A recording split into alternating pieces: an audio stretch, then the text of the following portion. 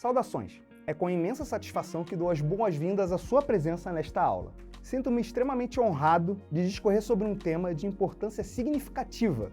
É estranho demais começar uma aula assim, né? Principalmente num curso sobre esportes. Só que é muito importante que você entenda também um pouco sobre linguagem e público-alvo. Se causou um estranhamento em você é porque, mesmo sem saber, você já sabe o conceito de público-alvo e linguagem. E sabe que linguagem extremamente formal não deveria ser usada nessa ocasião. Então vamos começar de novo. Eu sou Rafael Gomes, eu sou coordenador de conteúdos na Riot Games Brasil. Eu tô há bastante tempo na Riot, eu cheguei lá em janeiro de 2016. Eu tenho passagens pela TV Bandeirantes e pelo jornal o Globo no jornalismo, porque minha primeira carreira foi como professor de geografia.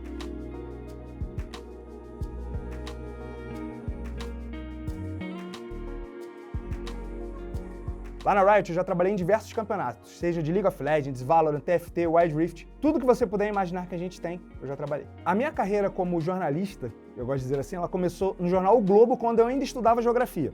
Como eu fiz faculdade pública, a gente estava num período de greve muito grande da UERJ, então eu fiquei 8 meses sem aula e foi um pouco complicado. Para isso eu participei de um concurso e eu fui aprovado para trabalhar numa revista que chamava Magazine. E eu participava de reuniões de pauta, sugeria conteúdos, e assim eu fui começando a criar esse gostinho no jornalismo dessa coisa de criar conteúdo. Depois de um tempo que eu terminei a geografia, eu passei a estudar jornalismo. E nesse processo, eu fui contratado como estagiário na TV Bandeirantes, para trabalhar na área de esportes. Esporte tradicional. Futebol, basicamente, que é o que tem, infelizmente, apenas na TV aberta brasileira. E lá, depois de realizar alguns serviços, o pessoal da Riot me contratou, observou o meu trabalho, e me chamou para uma conversa. Poxa, você quer fazer uma transição de carreira? Você quer mudar para os esportes? Foi uma coisa que me deixou muito em dúvida, porque eu não conhecia tanto do mercado. A minha primeira experiência na Riot foi no CBLOL 2016. E lá eu já comecei a entender o quanto o esporte e o esporte eles podem caminhar juntos. Eles não são a mesma coisa, pelo amor de Deus, eu não defendo isso. Porém, eles caminham junto muito quando o assunto é conteúdo. São coisas muito parecidas. Então foi assim, a partir dos conteúdos que eu criava nos esportes tradicionais, mais basicamente futebol, que a Riot me encontrou e eu fui trabalhar lá. Público-alvo e linguagem. Vamos começar com o público, eu gosto de separar porque eu acho mais tranquilo para vocês entenderem. Cara, público-alvo. Como eu vou encontrar meu público-alvo se eu nunca fiz nada? Bom, meu primeiro conselho para vocês é que vocês busquem inspirações. Todo mundo tem aquele criador de conteúdo que gosta, que curte, que se espelha. A minha recomendação é que você procure os principais conteúdos que ele faz, que você mais gosta, e comece a se inspirar neles. Cara, ninguém tá falando em copiar aqui, mas não é nenhum problema você se inspirar numa pessoa. Procure olhar as formas que ele fala, as formas que ele se coloca, as palavras literalmente que ele utiliza. Comece a dividir na hora que você for assistir um vídeo dele. Mude o seu olhar.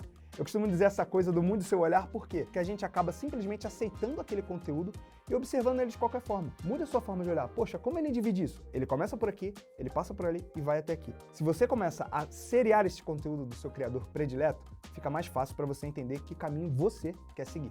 Já que você aproveitou para seguir um criador de conteúdo, já observa como ele interage com o público. Eu costumo dizer que, para você criar o seu conteúdo e entender o seu público-alvo, eu costumo dizer que os comentários e as respostas dos vídeos desses criadores são um ótimo momento para você encontrar ouro ali. Como assim encontrar ouro, Rafael? Você vai entender a forma com que o público se expressa com um criador de conteúdo e vai entender também aquilo que ele também procura além do que tem no vídeo. Eu costumo achar muitas pautas e conteúdos relevantes em respostas de outros conteúdos. Como assim? Alguém vai comentar que faltou alguma coisa naquele vídeo. Você pode olhar isso como uma crítica, sim, ok. Você pode olhar como uma oportunidade de pauta e desenvolver algo em cima daquilo que ficou faltando no vídeo de um criador de conteúdo seu. Inclusive, trabalhar numa empresa como a Riot me trouxe uma visão muito ampla do mercado de esportes e de games, obviamente. A gente tem diversos tipos de jogos, modelos de jogos. A gente tem, por exemplo, o MOBA, o League of Legends, que talvez seja o nosso grande carro-chefe até hoje. E você entender um público de MOBA é uma coisa muito diferente do que você entender um público de FPS, que é o caso do Valorant. Vamos separar em duas árvores, MOBA e FPS. Trabalhar com MOBA é muito diferente de trabalhar com FPS. O FPS ele já está na gênese do brasileiro, ele já está no seu sangue. Todo mundo já jogou CS alguma vez na vida, seja lá do 1.6, seja do CSGO hoje em dia. Então trabalhar com MOBA, o que me facilitou trabalhar com MOBA? Observar criadores de conteúdos de fora primeiro, eu precisava entender o que eles estavam fazendo lá fora, e aí meu amigo, sem medo, ninguém vai estar te olhando. Se você não está entendendo inglês, usa o tradutor, vai sem medo, usa a legenda, faz o que você quiser. Depois que você observa isso, você vai entender o que eles estão fazendo lá fora. Depois, tenta adaptar para cá, para o Brasil. Veja quem também está fazendo isso. Poxa, o que eles estão fazendo? Eles estão falando muito de um personagem X. Eles estão falando muito de um campeão Y. Pega esse campeão, tenta analisar ele de cabo a rabo e entenda o que ele faz. partir do momento que você entende o que ele faz, você começa a entrar na mente do jogador. Eu acho muito importante, uma coisa que a gente faz muito pouco, às vezes, no esporte, você entender o cara que está do outro lado, jogando, literalmente. Não só o que está assistindo o campeonato CBLOL, ou o que está assistindo o campeonato BCT. Você tem que entender o que o jogador quer. Como eu vou trazer esse público para mim? Uma das principais coisas que eu observei, a gente tinha uma certa falta de conteúdo educativo sobre o jogo. Foi observando criadores de conteúdo que eu tentei trazer esse conteúdo educativo para dentro dos esportes. Quando a Riot passou a produzir também o seu FPS, o Valorant, a gente não teve como não beber como produtor de conteúdo, que também você vai acabar se tornando, beber na fonte do CS. O CS, ele é um jogo que ele consegue abranger um público muito amplo. Ele pega desde o moleque da favela, como pega também um cara que, sei lá, tem uma condição de vida melhor. Então você entender esses dois lados foi um processo muito complicado. No FPS, quando a Riot fez o Valorant, foi um pouquinho diferente. Como eu disse, todo mundo já bebeu um pouquinho na fonte do CS, que é o grande FPS, o FPS histórico que a gente tem.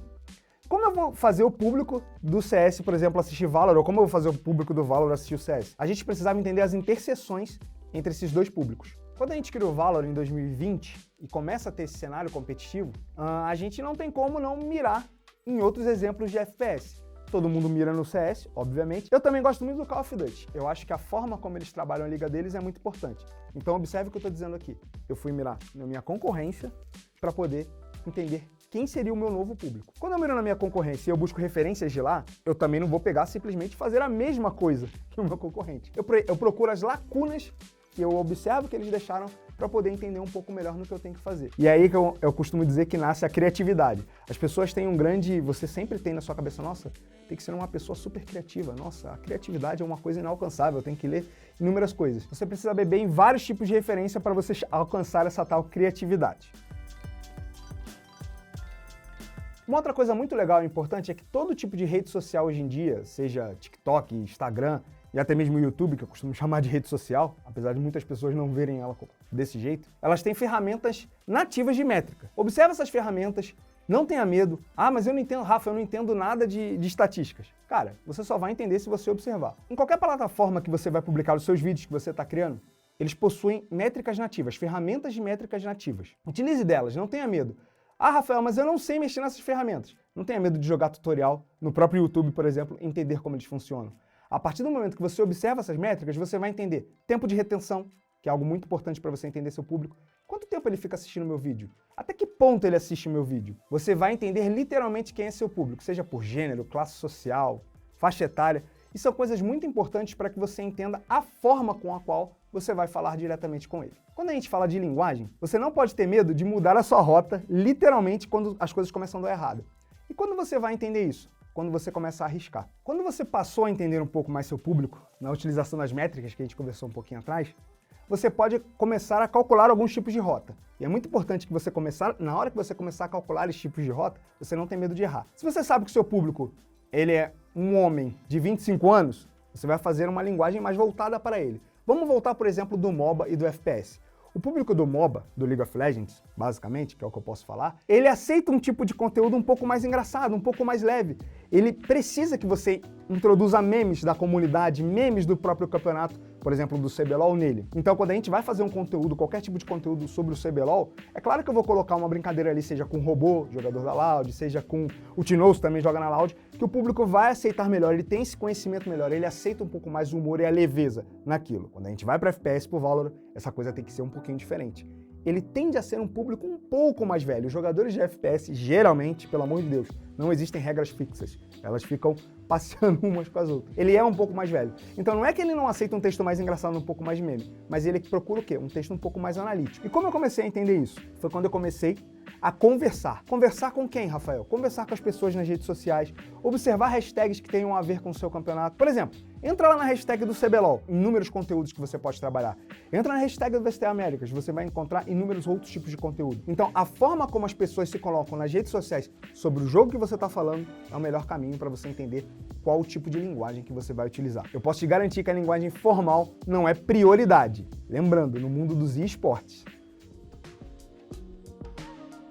E aqui a gente falou bastante sobre você criar conteúdo para você mesmo. Cara, digamos que você começa a criar seu conteúdo e você tá indo tão bem que uma marca te procura e fala, poxa, quero que você crie um conteúdo para mim. Então, como eu falei bastante mal aqui da linguagem formal, coitada, nem sempre ela é uma coisa ruim. Digamos que você foi contratado por uma marca como a própria Riot para criar um conteúdo. Entenda o que a Riot quer, converse com quem vai estar te passando esse briefing. Entenda o que ela está procurando. Porque por muitas vezes, por exemplo, a gente vai fazer uma campanha sobre a conscientização nos esportes. Você não vai usar uma linguagem também totalmente mais leve, mais cheia de gíria. Você vai ter que falar um pouco de forma mais formal, um pouco mais sério. E é um perigo que a gente tem que sempre estar atento, é que quando eu falo linguagem formal, é linguagem informal. A linguagem formal não quer dizer que você vai falar português errado, pelo amor de Deus, velho. Não fala em português errado. Português é uma língua tão bonita, tá? Vamos falar lá certinha. Você pode falar um pouquinho de gírias, não tem problema. Você tá vendo eu falando um monte de parada, negócio, enfim, e não tem problema. Mas você não pode falar um português errado. Na linguagem informal, você vai falar ela de forma um pouco mais dura assim, não tem jeito. Mas existem alvos. Se você está procurando um alvo de conscientização, a melhor forma de você passar essa conscientização é falar o português formal. Você passa um tom mais sério, um tom mais sóbrio, e assim você vai alcançar o seu objetivo muito melhor e a marca vai te chamar com certeza de novo para poder fazer um produto para ela. Na construção do seu roteiro, é muito importante que você observe coisas ao seu redor. Eu costumo dizer para você treinar o seu olhar. E o seu ouvido, né? Que é muito importante também. Cara, vou pegar um exemplo que foi dado até aqui pelo pessoal que tá atrás das câmeras. Sempre escute o pessoal atrás das câmeras, eles são muito importantes pra você entender. Você tá no metrô, você tá ouvindo sua música da hora, tá ouvindo seu podcast. Cara, às vezes é importante você entender como as pessoas conversam umas com as outras. Escute o que as pessoas estão falando. Mas, Rafael, isso é fofoca. Irmão, todo mundo faz fofoca. Fofoca pode ser uma coisa do bem. Você não precisa contar o que a pessoa estava contando, mas entenda a forma com a qual ela está falando. Às vezes, a forma com que a outra pergunta, a forma com que ela se coloca, é muito importante para que você faça uma construção de diálogo dentro do seu roteiro. Lá na Riot, um dos quadros que eu mais tenho carinho, que eu criei, e eu não escrevo mais, graças a Deus, obrigado, Rafaela Tomasi, são os bastidores. Como eu criei os bastidores do CBLOL? A Riot tinha uma demanda de que a gente estava criando grandes ícones dentro dos jogos. Todo mundo conhece o BRTT. Desculpa todo mundo se ninguém conhece o BRTT. Mas a maioria das pessoas que joga pelo menos o LoL conhece o BRTT. Só que o BRTT era um cara que acabava sendo inatingível. Como eu vou fazer o público entender que aquele cara tem um lado humano também? Ele não é apenas um jogador. Cara, eu tava passando pelo corredor e eu tava escutando que eles conversavam muito sobre como o BRTT gostava de trap. Como ele gostava de música, pipipi, popopó. E aí, às vezes, eu entendia que o público não tinha acesso a essa informação. Então a gente começou a colocar os nossos câmeras, que já conheciam os jogadores há muito tempo, para observar essas conversas, com a câmera ligada, né? De preferência. E aí, ao catar essas conversas, eu conseguia construir histórias novas. Como assim? Mostrando outros lados dos jogadores. Como foi recentemente, a gente estava observando no CBLOL o Aoshi, o treinador da NTZ. Pô, eu acompanhei o Aoshi como jogador por muito tempo. Só que o Aoshi tá meio fortinho agora. Então, a partir do momento que eu vi ele dando uma entrevista pra Rafa, meio que com a camisa cortada, tipo, mostrando aqueles braços, eu falei, pô, o Aoshi tá malhando. Talvez o estereótipo do gamer, ele não malha, ele não é uma pessoa que tem uma atividade física como objetivo. E ele talvez tenha. Então eu peguei o Aoshi e a gente levou ele para uma academia junto com o Lupe, que é um ex-jogador de League of Legends e hoje comentarista lá nos canais da Riot Games Brasil, que é mais magrinho, e a gente levou os dois para poder fazer o quê? Malharem juntos e trocarem ideias sobre o cenário em si. Então, foi do momento que eu observei uma cena, eu observei o Aoshi, como ele estava bem forte, a gente acabou criando um conteúdo e eu consegui trazer essa coisa do jogador de League of Legends, que ele apenas fica jogando, ele também pode ter uma atividade física como prioridade. É importante fazer atividade física, pelo amor de Deus, assim como beber água. Já no Valorant, a gente, principalmente durante a pandemia, o Valorant é um produto muito complicado, porque ele nasceu durante a pandemia e era um momento muito chato para todo mundo, obviamente. Então, como a gente ia criar histórias, sendo que eu estava na minha casa e o jogador estava na casa dele? Cara, tinha uma organização que se classificou para as nossas qualificatórias, que se chamava NoOrg. E aí eu comecei a entender, peraí, como um time chamado NoOrg chegou até um campeonato da Riot Games? Porque nenhuma tag, nenhum time está organizando eles, porque eles não estão representando nenhum time. Então, eu fui entender um pouco mais, eu troquei uma ideia com os caras, tipo, ele na casa deles e eu na minha, sobre o porquê que eles não tinham uma tag. E eles me explicaram que eles eram apenas jogadores de solo kill que se juntaram e conseguiram ir além. Hoje você vê eles defendendo, se não me engano, a TBK Lusa. Então, qual foi a primeira coisa que eu entendi naquele momento? Eu falei, pô, a gente tá vendo esses moleques que jogam bem e eles não estão sendo representados por uma organização.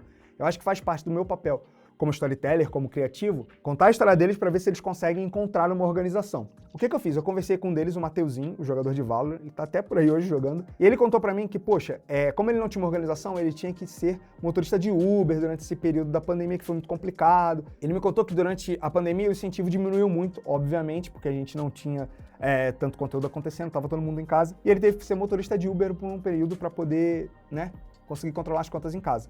Então eu aproveitei dessa história, apresentei um pouco da história dele e falar que como motorista de Uber conseguiu se tornar jogador profissional do Valorant. Como eu observei isso? Conversando. Não tem jeito. Se você quer criar, se você quer contar a história, você tem que conversar. Você tem que principalmente ouvir, velho.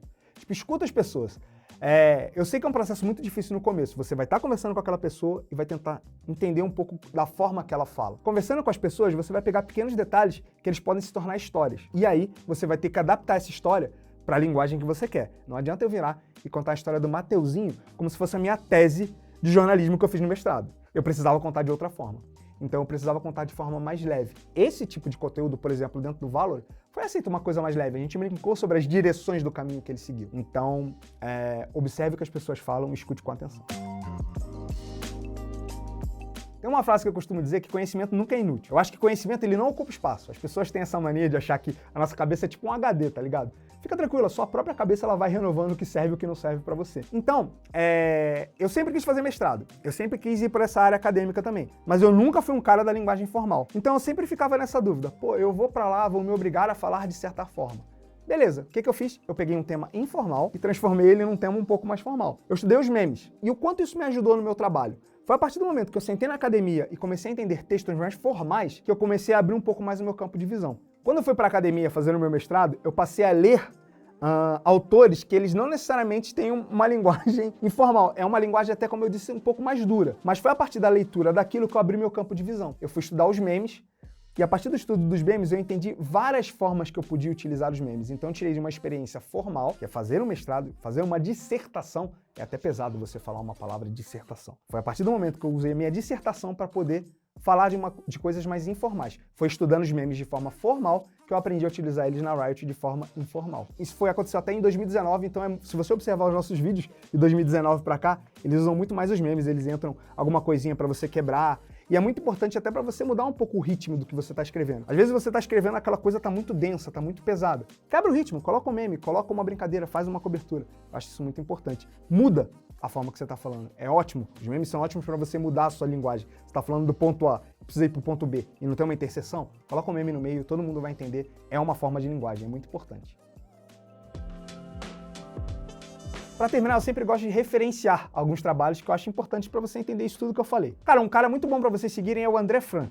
Ele trabalhou na Globo, ele fez um programa muito importante que chamava Não Conta Lá em Casa, em que ele visitava regiões de conflito. Então ele é um cara que sabe muito bem trabalhar com essa linguagem bem formal da coisa. Cara, um cara também formal, só que é em inglês, e aí ele tem as legendinhas em inglês, então vá sem medo, use o tradutor sem medo, é o Johnny Harris. Ele é um cara que sabe muito bem contar histórias. Apesar de eu achar ele um pouco controverso em alguns pontos, eu acho que é importante você entender caras como ele, como eles montam o storytelling dele. Porque principalmente ele usa o próprio escritório dele como ferramenta de cenário. Que é uma coisa muito difícil na sua linguagem, você tem que saber de onde você está falando, de como você está falando. Pessoas informais, eu vou recomendar uma caster nossa lá da Riot que chama Rafaela Tomasi. Recomendo você seguir a Rafa nas redes sociais porque ela faz alguns conteúdinhos muito legais, assim como a Maria Fogueta e a Semília. Semília Rigobelli, a famosa Belly, ela também é uma caster nossa do Valorant que ela faz bastante conteúdo informal. E a forma como ela faz é uma forma que eu tenho muita admiração porque ela consegue fazer bem picotadinho, bem vlog, sabe? Que é uma coisa que está muito em voga hoje em dia. Bom, essa foi a nossa aula sobre linguagem e conhecendo o seu público. Se você tiver alguma dúvida, pode colocar aqui nos comentários, aqui embaixo, aqui em cima, aqui do lado. Você tem que tomar esse cuidado também quando você for criar seu conteúdo, para saber onde ele vai. Pode colocar seus comentários aqui na caixinha de comentários que a gente vai lá e responder. Eu prometo que eu vou ficar de olho e eu posso responder você. Um abraço e é isso.